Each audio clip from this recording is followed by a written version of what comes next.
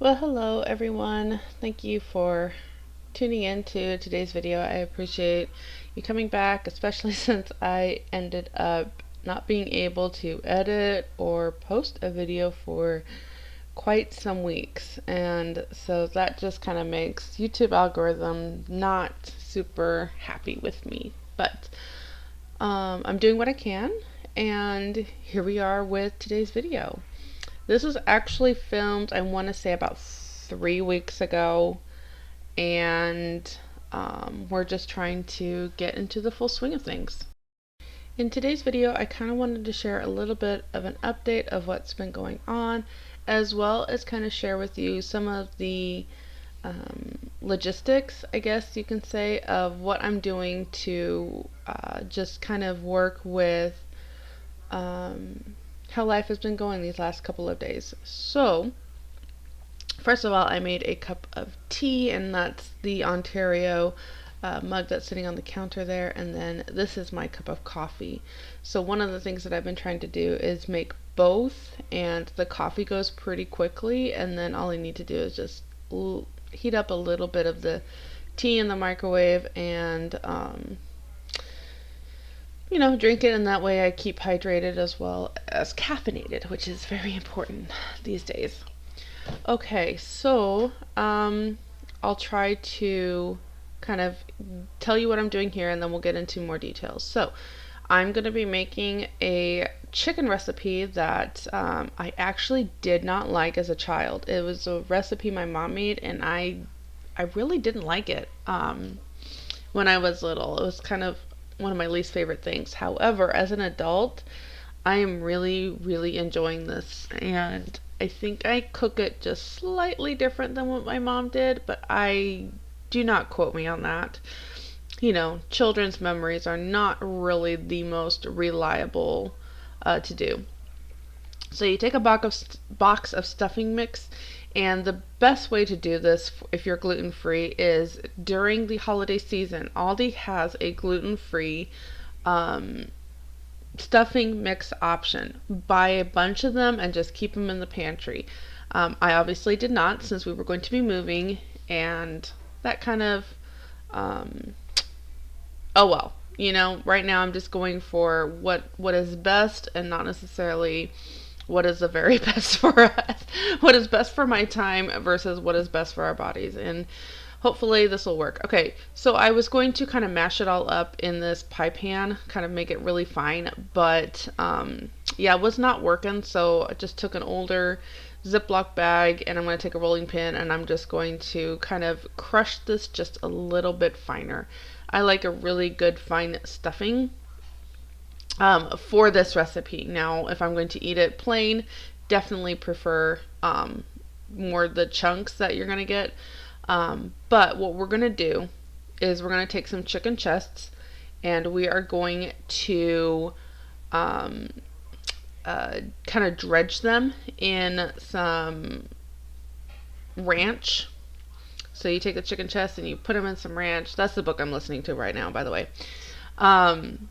We're going to put it in the ranch, and then we're going to put it into and then we're going to take that ranch covered chicken chest, and then we're just going to kind of roll it in the stuffing mix. And then you cook it in the oven at 350 for about 40 minutes. I like to cover my pans with foil for about the first 30 to 35 minutes to really just let that juice and ranch just get really into that chicken and make it soft and tender. And then I take the foil off for the last 10 minutes or so and kind of let it crisp up a bit on top. And you can serve this with whatever. You can serve it as a baked chicken. I like to put it on things like salad and kind of make it a little bit better of a salad. And so what we've been doing, well, I guess I should kind of explain why we've gotten to this point of view. I've been actually thinking about doing this for a bit now, but I haven't really been able to kind of get it going, so to speak. Just kind of been mulling about it, and I was talking to my husband, and he's like, yeah, this sounds good. So, I want to say back at the beginning of June. It might have been a little bit before. And by the way, what I'm doing here is I'm trying to get all of that salad dressing to the bottom. If you swirl it around a bit, you're using physics to work with you. And there we go. I can get a lot more. Just a tip for you. You look ridiculous at it. The kids laugh, but whatever. I got more ranch out. Anyway, back at the beginning of June, I think actually the last weekend in May is what it was. My supervisor at work called me and told me that the night clients we had were stopping their services. So I was not going to be needed for a night shift any longer. And there wasn't any other clients that she could put me with for the night shift. And I was kind of expecting this at some point. I mean, there's only so long that your work is going to actually kind of need you, because what we do is we try to get them back on their feet. It's not like we're a hospice care. We're just more kind of a care to get them back on their feet. So I knew to kind of expect this, but I was kind of hoping to really build up a little bit more of a savings for the slower work months. And then she said, hey, but I have a couple of clients that you can take over. They are 4-hour shifts during the day. So if I had 2 of those clients, that would be 8 hours and 24 hours a week is what it would end up being. And it was kind of frustrating, to be honest, because I was like, I don't really want day shifts. There's no other night shifts, but, as much as you want anything, in the end, you kind of have to take whatever you can get when it comes to your job. And I'm not going to lie, this was a really, really big struggle for me. There was a lot of tears shed and just kind of, why can't anything just go right and go well for the time being? But and I genuinely think that unless you've been a stay-at-home mom and that is your dream, your goal, you're not going to understand it. I've had several wonderful ladies that I've talked to that can totally understand where I'm coming from and have been beautiful to kind of pray with me and just kind of encourage me and pray that this is a season. But for those that don't understand, let me kind of give you some understanding. So the first and foremost job that I have as a wife and mother, let me rephrase that, as a Christian wife and mother, is to my home. And I believe that to be found in Titus 2 and in Proverbs 31, as well as the examples throughout Scripture. And that doesn't mean that I think working outside the home is wrong. It's just that the first and primary job is to take care of the home. And we're now in a day when I also homeschool the children. So that is kind of, a big primary job. We don't have homeschooling exact examples in Scripture, but we do have in Deuteronomy 6 that tells us, to teach our children these things, when they rise up and when we walk along the way and when they lie down, and, just put it first and foremost in their hearts. And while this is talking about Scripture, it does imply a lot of life, because whatever you do, whether you eat, drink, or whatever you do all to the glory of the Lord. And so I'm not only teaching my children the history, which is, another beautiful way to put it is His story throughout the ages, but it is also important to me that, it's not just the history, it's not just the science, it's not just the math. In order to do well in this world, it is also the things like, taking care of a home, learning to work well and to do conflict between each other in a healthy and Christian relationship type of way. To look at how to learn and what you can do in that with whatever it is, whether it's we have an election coming up, let's learn about the candidates from the local level up to the federal level. All of this is, time needed to, have those conversations with the kids and to be there, and especially when things like, you know, friendships come up and you need to kind of converse with your children on that and all these things. It's just, homeschooling is my love, and it is a beautiful thing. I was homeschooled, and I can see the benefits of the good relationship I still have with my mother and with my father. And can, hey, mom, what do you think about this? This is kind of going on, and things like that. I still have that great relationship with her that I was able to see it work out and see the moments in my life that were a little bit difficult, and the blessing I had of having her near. So again, not everybody's going to understand this, but it is what it is, and I stand firm that this is, my first home job. So when you have to work outside the home, and we're in a position right now of, in a way, being missionaries, kind of really helping our church and, serving them and all of that, we have to make adjustments. And my husband does work, and I do work, but we're in a place that is a lot more expensive. We did our budget, a month and a half ago, and it's between six to like $800-900 more to live here with just all the costs. And then don't forget, like, traveling to work. Our gas budget has doubled, if not, double and a half, to get to work and whatnot, and just do everything else because it's such a larger place. And so, maybe we were paying, $30 a week in gas. Well, now it's 60, and that's just for one vehicle.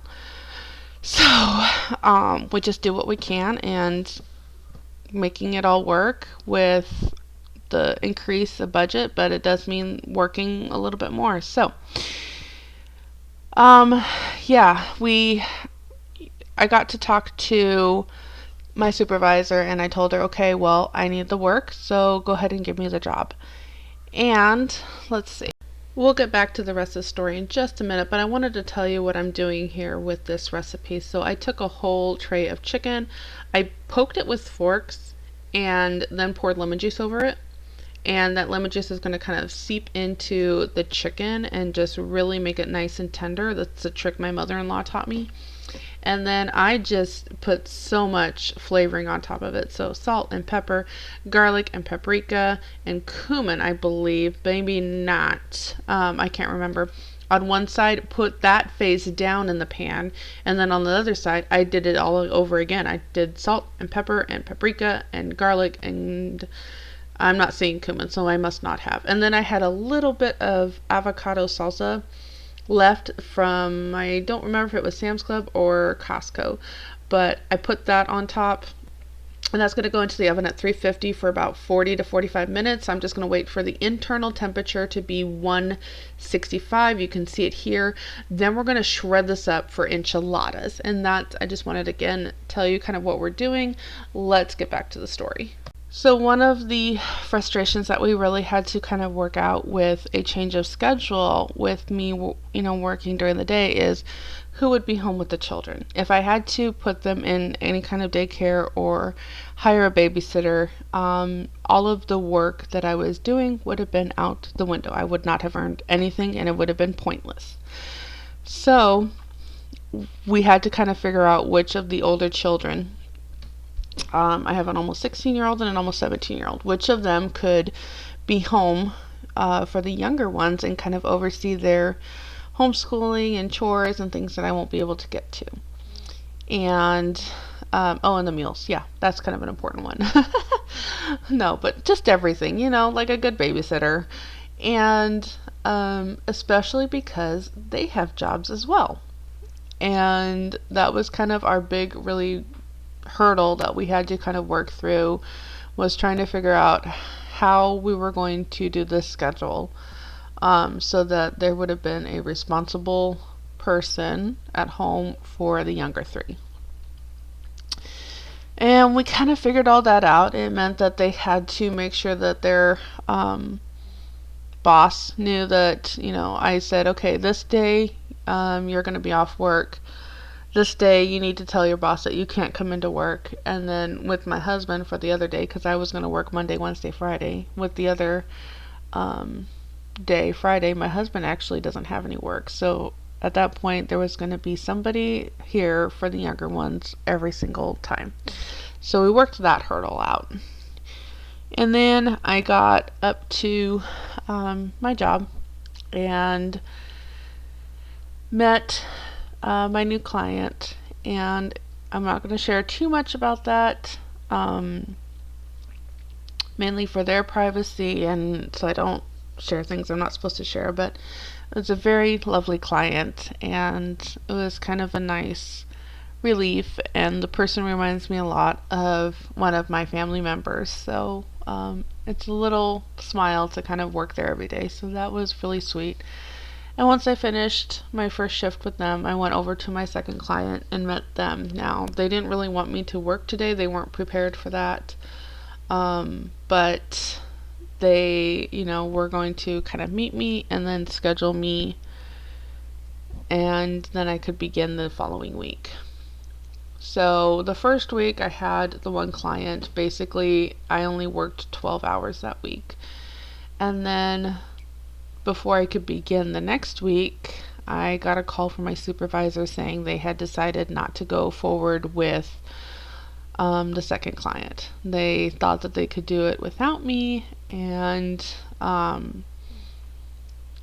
wanted it to go forward that way and save some money, which I understand. Like, the in-home care is not expensive. Not only do you have to pay me, I know that they have to pay more than just me so that all the office gets their money in, and I can make it expensive.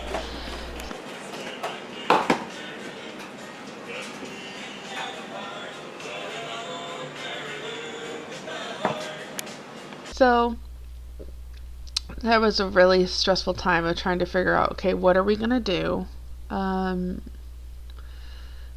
Trying to make ends meet. And I just decided to put myself on the emergency shift. If somebody comes up sick, then they're going to give me the work and whatnot. And this is where all of this comes in with our meal planning that's going on here.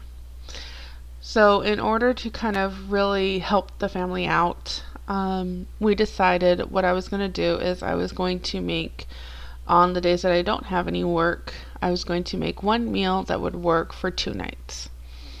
So tonight, as I'm making this chicken dinner, it's not only going to serve us for tonight, it's also going to serve us for the next night. So tonight I did not have any work, but the next night, or the next day, I would have. And this was originally began when I thought I was going to have both clients, and I wasn't going to get home until 6:30. And the last thing I wanted to do when I got home was, kind of figure out dinner. And, getting it going in the crock pot every single day, I just was like, this is not going to work. So even though we cut the client, I said, you know what, let's keep the schedule going, because I don't know what the days are going to be. And it'll not only help save us some time, it will also help us save some money, because I just need to cook a little bit more of whatever it is that we're doing, and then we'll just have the same meal 2 times in a row. And it's been working out really, really well. I'm trying to think of any hiccups we've had. Sometimes when you make 2 meals in a row, you end up with 3 or 4 meals just based on the leftovers, and so that can get a little tricky because nobody really wants the same meal 4 nights in a row. And I'm trying to remember which one it was that ended up being just that. Lasagna was one. Lasagna makes a bunch, but everybody loves lasagna, so that really wasn't an issue. It might actually be one of the recipes coming up later in this video, but we'll cross that when we come to it. So, so I had about 1 week of just that Monday, Wednesday, Friday 4 hour in the morning schedule. And it was pretty nice. I think I really needed the rest because I had a lot of overtime in the last weeks, kind of leading up to this. And that's why I got so far behind. There was one day where I worked 12 days and nights in a row, and I was just worn out. And, it was just somebody was on vacation, somebody had an emergency, and, I took it, but it just really wiped me out again. 12 days in a row, and kind of not really able to figure out a good sleep routine with that. So there was that, and then there was another kind of overtime shift that I worked, and so it was just really nice to kind of have a week where it was just a little bit less. The house got a really good cleaning. I kind of appreciate that. I was able to do some good grocery shopping. To spend time with the kids, we went to the beach a few times, and I think that was the week that my sister ended up being able to be down here. So, God just kind of worked it all out. And by the way, right here, if you see me swaying, we're listening. My son and I are listening to the Statler Brothers, and there's just some really good songs that they put out. And I just wanted to dance and sing to it. So, that's what's going on there. I haven't gotten into the beer yet. So, anyway, so after a really good kind of rest, there was another kind of weekend emergency shift where I worked 8 hours, and that took Saturday and Sunday. And then after that, I had my regular client again. So I had the Monday, Wednesday, Friday 4 hours in the morning, and then I worked Saturday and Sunday 8 hour shifts. And then that was the emergency shift that I basically came in to help cover another worker who had an emergency. And then this week I ended up with another client, and those have been also 4 hour shifts, but during the weekend I end up with 2 4 hour shifts kind of broken up. And so it's a full 8 hour shift. I won't be able to work this Sunday, but she was able to find somebody, I think, for that. So, anyway, all that to say, as you can see, kind of what I've been trying to show by example, there hasn't really been a good routine been able to set in place. Because the second I do it, we kind of have a little bit of a different schedule thrown into us. Okay, here's another break. I'm going to share with you what I'm doing. I am making meatloaf, and this is the Pioneer Woman. I haven't made meatloaf in years.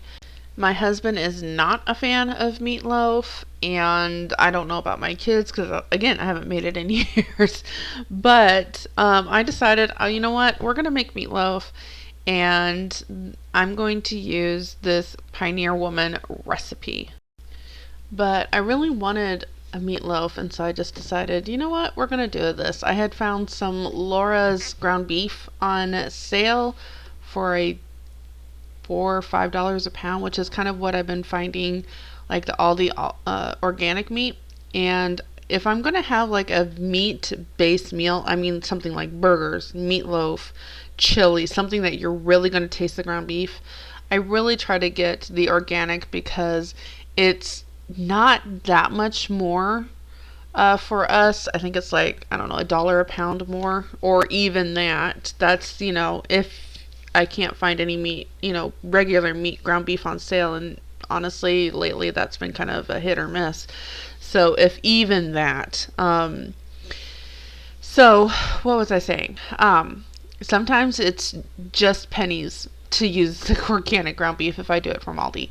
Anyway, so I'm using this organic, and my husband actually did enjoy it pretty good. My daughter here is peeling potatoes so we can make, I'm teasing her, so the up and down camera is because I said, look, the potatoes, smiling girls. Potatoes, smiling girl. Anyway, he really did like this meatloaf, which I was really glad and surprised about.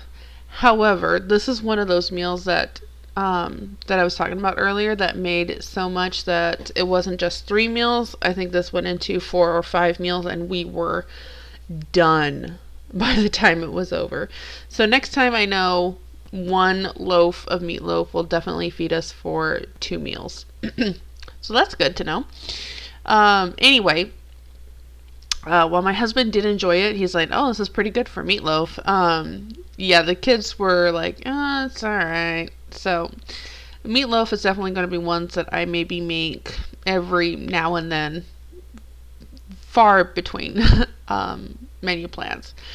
But that was kind of the interesting thing about this experiment with making all these different dishes, was to kind of see what went really fast and what needed a little bit more time. So the chicken that I cooked for salads, that went pretty good. The enchiladas, yeah, that only lasted us 2 nights and maybe a lunch. I can't remember. I did not roll enchiladas. I didn't get to say this earlier. I did not roll them. I was like, this is ridiculous. It takes more time. We're just going to put a layer of corn tortillas on the bottom. We're going to put the meat in the between.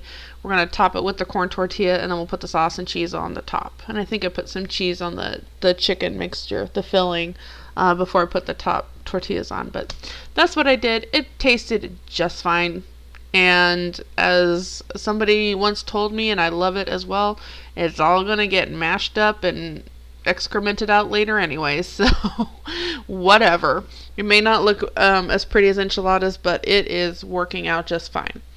So we did the chicken for the salad, the chicken enchiladas, and then here is the meatloaf. That was kind of what we did for the first week. And then I don't know what we did the other weeks. Again, that meatloaf lasted forever.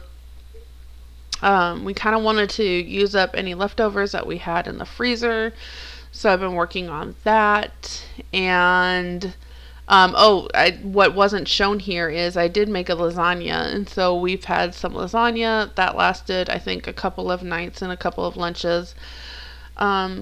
So this has been working out pretty well for us, and in terms of cost, I haven't noticed our budget increase at all, but definitely my sanity is saved. So we'll kind of see what the next few weeks looks like. I again have another client. This one has some pretty bad dementia, and so mentally I'm just drained these days. So I don't know when the next video will come out, because honestly I get home and I just need to take a hot shower and just kind of melt in the water a little bit. But thank you for watching today's video. I will try to put the recipes into the description box as soon as I can. I already can see the time is getting short for me before I have to go into work again. But I appreciate you watching today's video. Please give it a thumbs up. You know, I don't normally ask for stuff like that, but it's going to help my channel. And comment below with some recipes you think we could use that will work for a couple nights. I would appreciate that. Thank you, and goodbye.